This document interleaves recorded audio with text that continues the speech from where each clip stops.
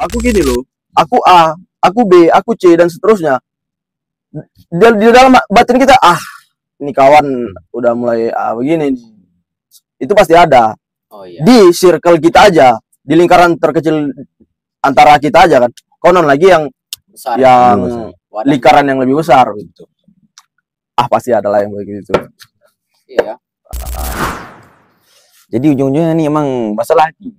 Kalau hati kita bersih, semua bersih. Tapi ini bercampur, terkontaminasi. Karena apalagi orang beragama itu pantang melihat hal-hal masalah duit dan lain sebagainya.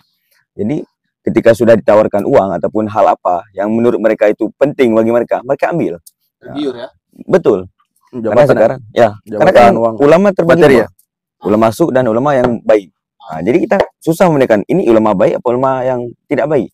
Nah, jadi abu-abu lah kita melihat sekarang ini kalau untuk versi ulama. Ada yang mendukung A, ada yang mendukung B, ada juga yang bilang perempuan tidak bisa mendukung, tidak bisa memimpin. Padahal pada masa dulu kan Ratu Sultan Safieddin memimpin sebagai perempuan. Jadi kenapa bisa lahir statement seperti itu? Nah, itu kan ada kaitan dengan itu tadi, ulama baik dan tidak baik. Nah, kalau kita perpanjang lagi. Ya terkait itu ya. Berarti kalau kita lihat kayak ada segi pola permainan kayak gitu ya. Pola permainan yang memang melakukan gitu. Untuk ya kalau kita mengalihkan isu kan gitu. Betul. Kecurigaan. Kecurigaan. Ada kecurigaan kita di situ. Ya terpikirkan di curigaan kita. Di sisi lain juga ini sebenarnya sentilan untuk kita. Ya. Khususnya warga Aceh. Betul. Kenapa kita seolah-olah halal betul kita marah ini. Marah kita kan? Pakaian kita ditanggalkan di sana. Sementara kita di sini masih banyak. Saya lihat di pinggir-pinggir jalan tuh khalwat. Pakai jilbab. Pakai jilbab tuh. Khalwat. Ada juga yang berani nih menggunakan jilbab yang tidak semestinya. Tidak sesuai lah kita bilang ya. Ya terserah dia aja lah begitu. Yang penting pakai jilbab. Yang penting saya pakai jilbab. Ternyata oknum. Ya, jadi berarti kalau kita bilang itu hanya mungkin ya kita sebagian dari Aceh banyaknya Islam di Aceh itu kan oknum gitu. Maunya begini,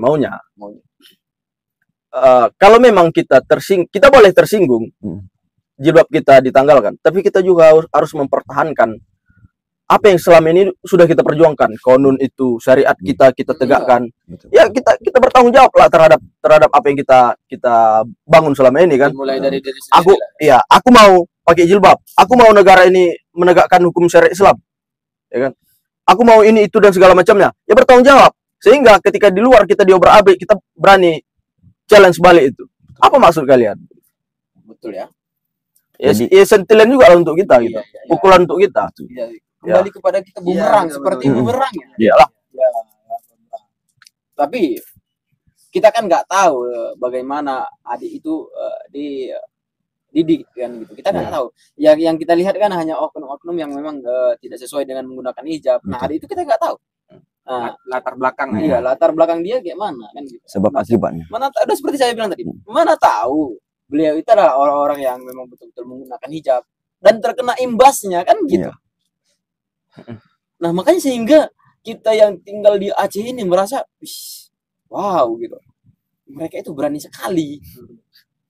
Padahal ya kita senang gitu ketika warga Aceh berbaur ke ke pusat, warga pusat berbaur ke Aceh, kita senang kan?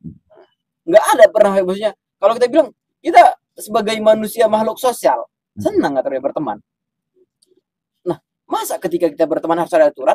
Misalkan nih, aku berjumpa dengan Bang Jack, tapi di aturan Bang Jack, aku nggak boleh merokok, kan tidak boleh. Lucu gitu. Neraka. Mana ya? Gitu.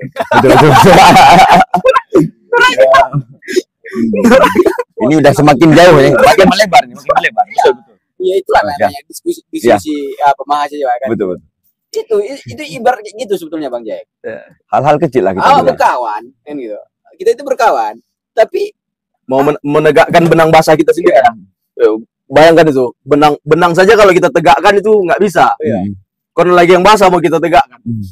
Lebih susah. Jadi itu tadi ya kawan-kawan. Nah, kenapa kita harus bertanggung jawab terhadap diri kita juga. Iya betul. Jadi kalau udah kejadian kayak gini, petinggi-petinggi kita ikut bersuara, aduh kayaknya ketahuan kali mau cari suara gitu, mau cari simpatisan gitu ya. Mendukung tim-tim ini. Bahwa saya membela ini, saya menyuarakan ini. Enggak perlu. Ini aja di Aceh ini aja gitu. Ke Belang Padang tengok. Banyak kolot di situ, banyak pencampuran bau lagi ya. Bercampur baurnya laki-laki dengan perempuan di situ. Apa yang tergerak dari hati kita? Enggak ada kan? Kita selalu jadi Superman pada saat momen-momen yang besar. Kita enggak mau jadi Superman di kalangan kita. Iya. Kita nggak mau itu kawan-kawan. Karena apa? Tidak ada duitnya. Tidak ada income terhadap diri kita. Iya. Tidak ada yang masuk. Betul. Tidak benefit. Karena memang ya manusia itu memang kembali lagi kita nih makhluk materialistis. Iya. Ada nggak jauh-jauh tuh ya. Ada. Saya, Anda sekalian makhluk yang materialistis. Manusia, saya pakai kata manusia. Artinya kita semua makhluk yang materialistis. Maksudnya kita ini akan ada saat kita membutuhkan orang lain, kita membutuhkan sesuatu.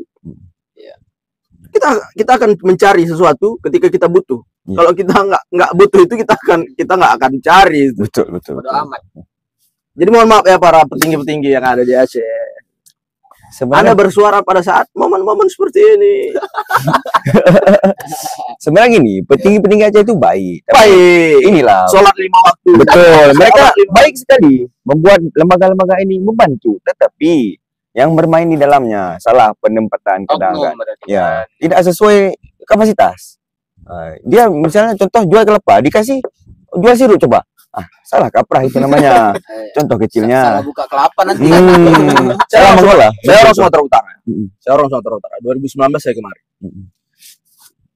1-2 kejadian saya ada melihat di tempat umum. Masyarakat Aceh itu menegur langsung. Menegur langsung orang-orang yang melanggar aturan yang ada di Aceh. Contoh pakai celana pendek. Iya. Kejadian kepada saya. Ada kan? Artinya bukan pengalaman pribadi saya aja kan. Pengalaman Anda juga kan gitu ya. Maksudnya gini, saya bercerita sedikit. Saya kenapa ditegur pada saat itu?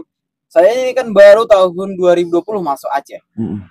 Tahun 2020, kemudian saya ada orang-orang yang hobi olahraga voli. Kebetulan di daerah sana ada voli gitu, di kawasan dekat pesantren. Saya sangat senangnya, mereka itu bilang gini. Mereka nunggu mereka itu memberikan saya waktu main. Ketika menggunakan celana pendek, mereka itu sangat bagus. Mereka itu memberikan teguran setelah saya bermain. Kedepannya, kalau memang mau main di sini, pakai celana, menggunakan celana yang panjang, di bawah lutut, menutup aurat lah kita bilang. Ditegur ya. Ya, ditegur. Itu kan bagus. Nah, tapi kalau memang menggunakan celana pendek, mohon maaf kami tidak bisa di sini. Nah, itu sebetulnya berarti banyak orang-orang yang memang toleransi akan hal tersebut. Betul. Apa ya? Peduli terhadap tersebut. Jadi itu menandakan bahwa kejadian ini bukan ada pada saya saja. Ada pada Anda juga. Mungkin beberapa kawan kita di sini juga mengalami itu. Maksud saya lanjutkan sedikit. Sampai pada akhirnya saya memberi satu gambaran atau menyimpulkan Aceh ini seperti kulit terluar kita yang disebut epidermis. Betul. Epidermis ya. Kulit terluar ini kalau luka dia akan menyembuhkan dirinya sendiri. Aceh itu seperti itu saya lihat. Di zaman itu, di tahun 2019 saya awal-awal saya kemari. Wah, ini orang Aceh bisa sembuh, pulih sendiri gitu. Dia memperbaiki penyakitnya sendiri. Dia bisa berani negur atau menggugat orang di jalanan. Bahkan bukan soal syariat ya, bukan tentang celana pendek aja. Saya pernah juga lihat anak muda menegur pemudi, lawan bicaranya, karena lawan bicaranya itu tadi menggunakan bahasa Indonesia. Dia mau mempertahankan, tolonglah pakai bahasa Aceh lah gitu. Bahasa daerah. Pakai bahasa Aceh lah. Gitu.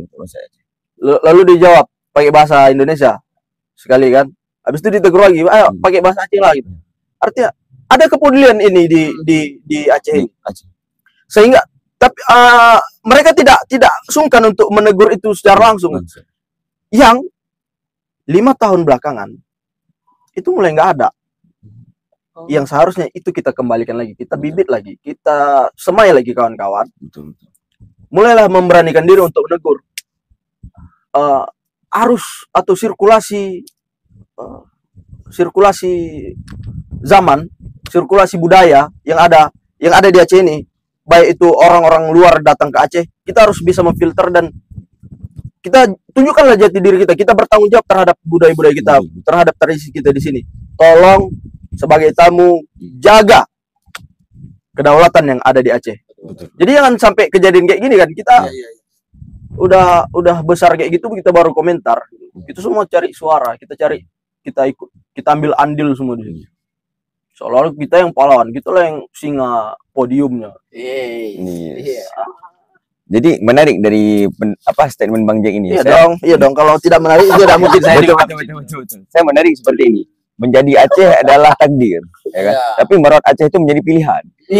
Betul kan? Karena kita melihat kembali, kadang-kadang orang Banda Aceh besar itu malu ketika ngomong bahasa Aceh.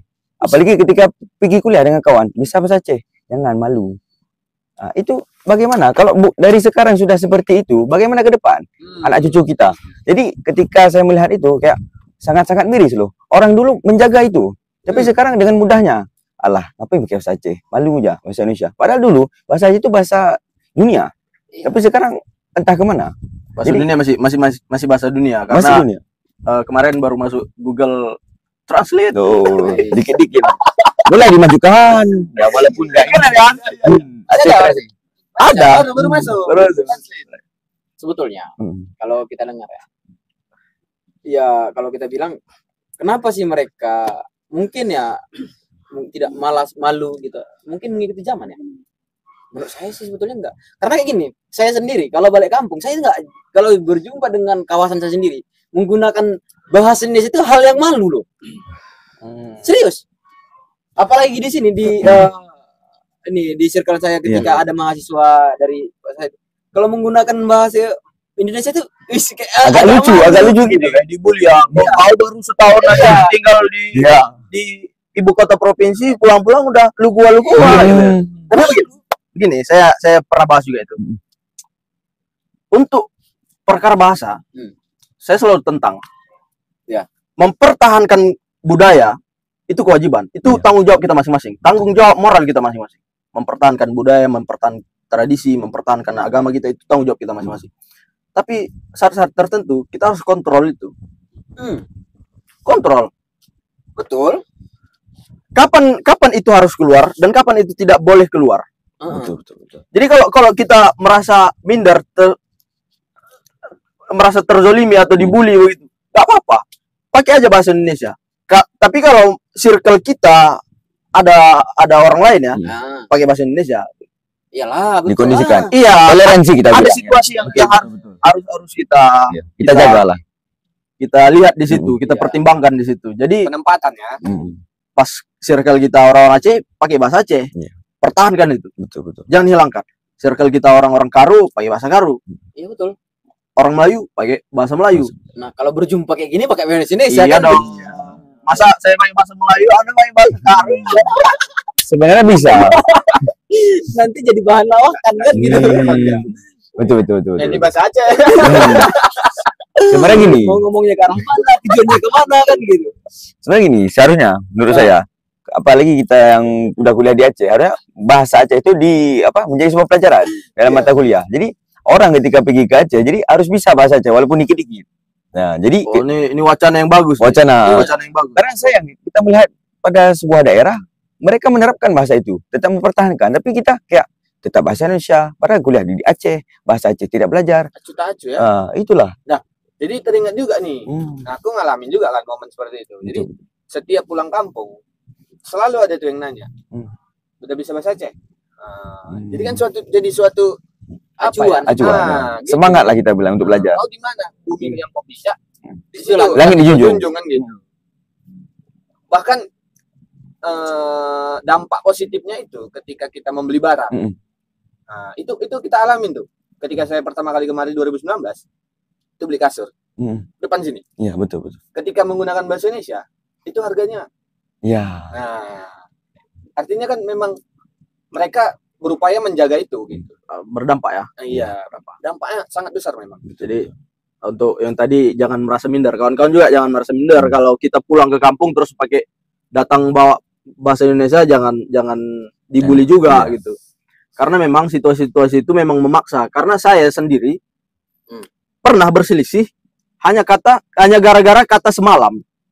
Kata semalam membuat kami berselisih.